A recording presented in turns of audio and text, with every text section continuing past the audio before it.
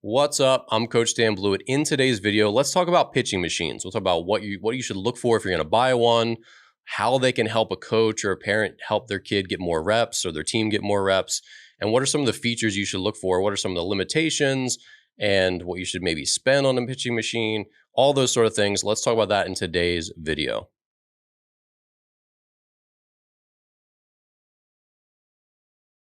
All right, so if you're new here, I'm Coach Dan. I'm a former pro pitcher. Check out the links in the description below. You'll find my online courses, my new book that's coming out in a week. Very excited about that. And I used to own a baseball academy. It's called Warbird Academy. Owned it for 9 years, and we evolved over time. And we had some pitching machines towards the end of our tenure there, before I sold the academy. And we used them for some things, not others. And we definitely learned a lot about equipment in general. So the first thing I want to cover, and this is for players and parents, for everyone, I'll cover like sort of purchasing decisions at the second half of this. So if you're not interested in that, you can just kind of bounce out. But the biggest thing I want you to understand about what pitching machines can do and what they can't is that there is a major difference between reaction time for hitters and absolute speed. So I kind of take issue with the Little League World Series. And of course, the Little League World Series, they're just doing a lot of the stuff just because it's fun. But when you see a pitcher at the Little League World Series throwing 70 miles per hour from 46 feet, they flash this thing. It says, equivalent of 96 miles per hour. And people go, wow. Well, if you took a little leaguer and put him on a Major League Baseball field and had an actual pitcher throwing actually 96 miles per hour at him, he would have zero chance of making contact. The ball would look like a blur. It would be in the mitt as the kid swung. There is a major difference between absolute speed and reaction time. So sure, 70 miles per hour from 46 feet is equivalent in reaction time to the 0.3 of a second, 35 hundredths of a second that it takes a 95 mile per hour fastball to travel 60 feet. Reaction times are similar. However, your eyes have to track the movement of the ball. And when the ball is going 95 miles per hour versus 75 miles per hour, your eyes have to track that much, much faster. And this is the reason a human being probably couldn't make contact if there was a hitter throwing or a pitcher throwing 150 miles per hour from 60 feet. His eyes wouldn't be able to track it fast enough to figure out where to get his barrel in space to intersect with the ball. That's essentially what our brain does, this physics calculation to say, barrel's got to be in this spot when the bat gets there or when the ball gets there. So there's a very big difference. And the reason I want to highlight this and talk about this is because having a slower pitching machine and a higher reaction time. So say you have a pitching machine that throws 60 miles per hour and you put it at 40 feet, which is pretty fast. That's like a 90 plus reaction time. That's not going to be the same as having a pitching machine that can actually throw 90 from 60 feet from full distance. And so for players who are getting into high school and beyond, and they're going to start to see pitchers in the 80s and mid 80s and up, occasional 90 mile per hour pitcher in high school, you really want to help get those kids actual reps of that actual speed rather than just always having a 70 mile per hour pitching machine. That seems to be like a cutoff. A lot of cheaper machines can do like 60 to 70, and then they kind of take a price jump to get where they can throw 85 or 100. And so that jump can be worth it when you're starting to talk about high school hitters and how you can get them prepared to be comfortable hitting higher speeds. I'll give you one more story. In spring training, every year, pitchers dominate the first 3 weeks of spring training. And the reason is hitters their eyes haven't adjusted yet. So it's great for us pitchers. We feel very confident because we get out there and we're just blowing hitters away at throwing 89. We're not up to full speed either, but their eyes are very far from full speed. So we're throwing 88, 89 right by guys. We feel really good about ourselves, but they just haven't seen that speed come out of a pitcher's hand. It takes some time to get adapted. And then of course, as the season hits, you got hitters turning around 96 at the letters and all's well. It just takes time to get that. So as a coach, if you really want to help your kids hit faster pitching, they really do need repetitions at a high absolute speed, not just reaction time. And now, of course, that's really tough to get outside of a game situation because most coaches aren't going to be able to, even for me, once in a while I would throw live BP to my players. And it's hard for me to, as an old guy whose arm is not what it once was, to throw above 80. And that's often good enough, but it's just tough and takes a lot out of you. And you can't throw 200 pitches so that everyone gets their 15 swings. So a pitching machine can really fill that gap where players need the high speed reps, and reps are important. And again, if you're a coach and maybe you don't have a great arm, or you don't trust your own BP, or you just can't throw hard enough to really give kids that high speed, then pitching machines are going to make a lot of sense. And the other thing that makes a lot of sense for pitching machines is getting one that throws breaking balls, because that's another thing. Unless you were a high level pitcher, or at least a pretty good pitcher back in the day, you probably can't throw a good slider or a good curveball to your players in batting practice. And if you can, as I just mentioned, you're not going to be able to throw 200 of them. Like, I'm not going to go out there and throw you 200 curveballs. I'm going to need another Tommy John surgery. So the big things with pitching machines, the big benefits that you get from them are a lot of repetitions, absolute speed, and breaking balls. Those are the really big things that they really help fill a gap in a coach's repertoire. So that's something I want you to understand. So players, if you have access to a high-speed pitching machine, use it. If you have access to a pitching machine that'll throw you breaking balls, go use it. It's a very good tool for you.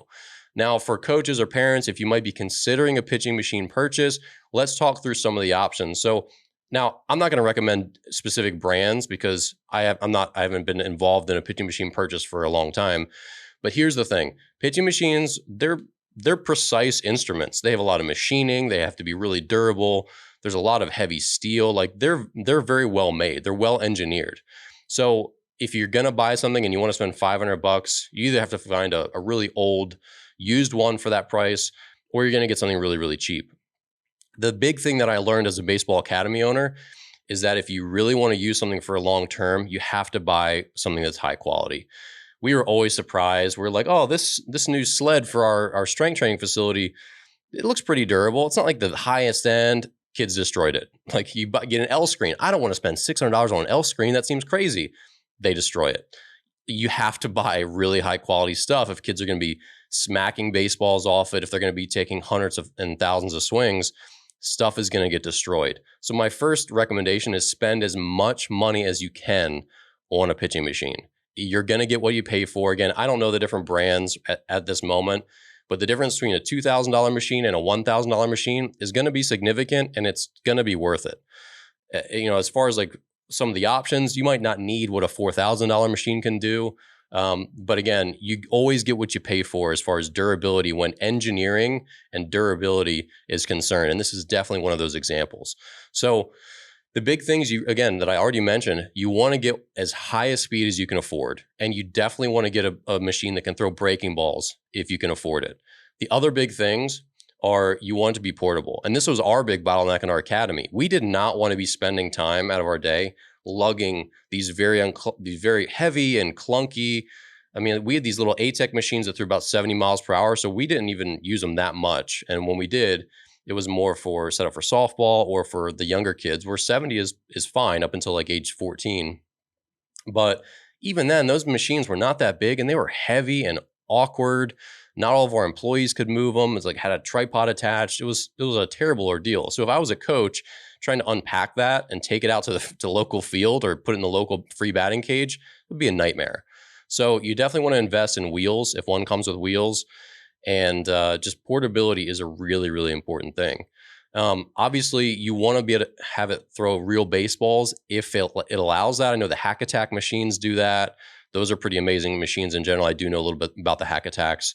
But a lot of machines are not configured to throw real baseballs.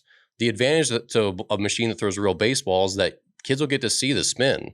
And especially if you can throw breaking balls, you'll see the difference in a curveball spin versus a fastball spin, or a slider spin if it can do it versus a fastball spin. That's important. But most machines won't do that because just the way the wheels are, if they're rubber, they'll just chew those balls to pieces, and they won't be very accurate. So most machines are just going to use the dimpled rubber balls, which is fine. In a perfect world, if you could afford it, go with a machine that can throw real baseballs. Now, again, the big thing is, and this is just my number one advice, is spend as much as you can afford. Now, the one good thing about pitching machines is, say you have a son in high school, or you're a coach, and you're probably not going to take this for the next 10 years, but maybe you take this team for the next 3 or 4 years. Pitching machines are always in demand, and there's always a high school program that needs a new one. So if you spent $2,000 on a pitching machine today, you're going to get $1,000 back out of it if you take care of it in 3 or 4 years, because someone will buy that machine used and be happy to pay 50% what you paid for it. So in a lot of ways, you can sort of consider it as an investment where this thing is going to hold its value. I'll use it for 3 or 4 years. Its effective cost is only $250 a year. That's not too bad. And then I'll sell it when we're done and we'll, all will be well. Because again, there are jugs machines out there that coaches in high schools have been using for 20 years. You might have to replace the wheels once in a while, but if you take care of it, again, because they're well-made, durable, well-engineered machines, they're going to last pretty long. So don't be afraid to spend the money if you can see long-term that you can get some value back out of it.